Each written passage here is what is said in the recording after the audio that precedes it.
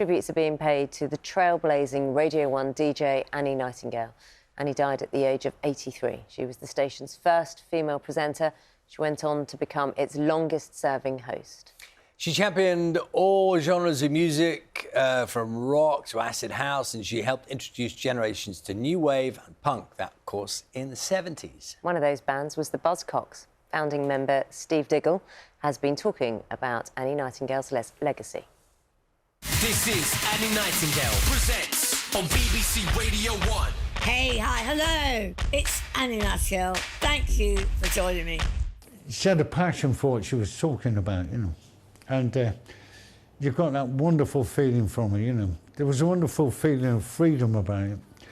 And introduced her to music that wasn't kind of the mainstream, you know. The first time I saw Buzzcocks was when they toured with The Clash in their early days. The PA was atrocious, and they might have been singing the Queen's speech from the opening of Parliament for all I knew.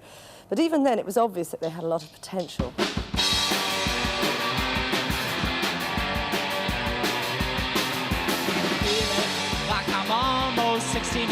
She always had great things to say about the Buzzcocks, but also she had great things to say about, you know, the Sex Pistols, Clash, the Jam, all that kind of thing.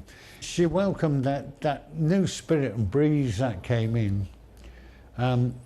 She recognised that and played the records and, you know, and stood by it. A powerful character, an inspirational character, and, you know, they don't make them like that anymore, you know.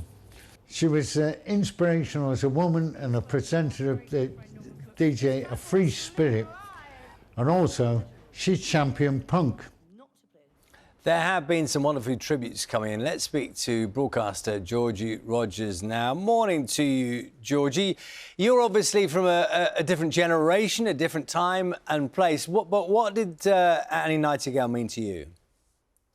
I think she was so inspiring in a sense that she just brought so much authenticity to it and was, you know, she carved out a niche where she was able to play what she wanted and say what she wanted, and do broadcasting in that way that was so real and cool. And you know, the fact that she joined Radio 1 in 1970 and it would be another 12 years until another female broadcaster came on board. So I saw a lovely quote from the Blessed Madonna just saying, you know, she didn't just open the door, she was the door. So she's really, yeah, she inspired a whole generation of female broadcasters that I suppose I looked up to, and that, and also, you know, newer broadcasters around today, you know, her reach was, it was that far.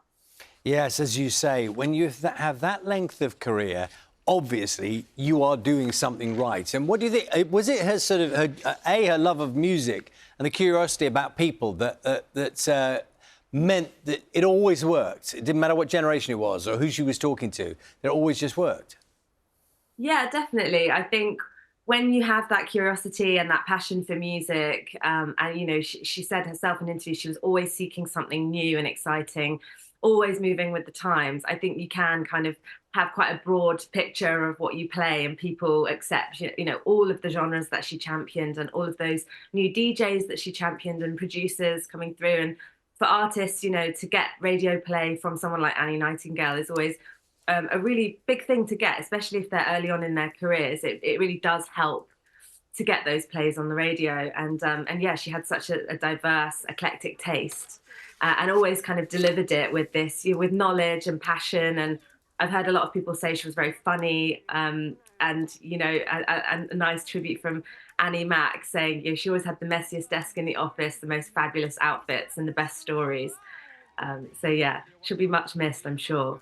Yes, I mean, I'm one of those people who's lucky enough to have interviewed her once or twice, and she was absolutely charming.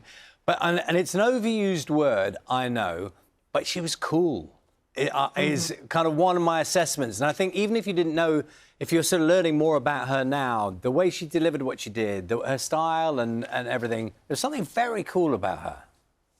Yeah, I think you're right. Yeah, that seems to be one of the words that people are using in their tributes. And I think it's cool to be cool, right? It's good. And I love the fact that she'd done the sunglasses still, and the fact that she was broadcasting still at 83 right up until the end of last year is incredible. You know, that just testament to, in radio, you know, things change, management come in, new management come in, and you know, to be in a job for 53 years is pretty much unheard of. So I think that's testament to how much Radio 1, you know, like to honour the fact that she was the first woman on the network, and also testament to her, just to her as a person and her broadcasting passion and skills.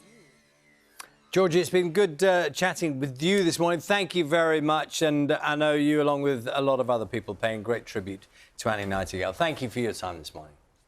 Thank you.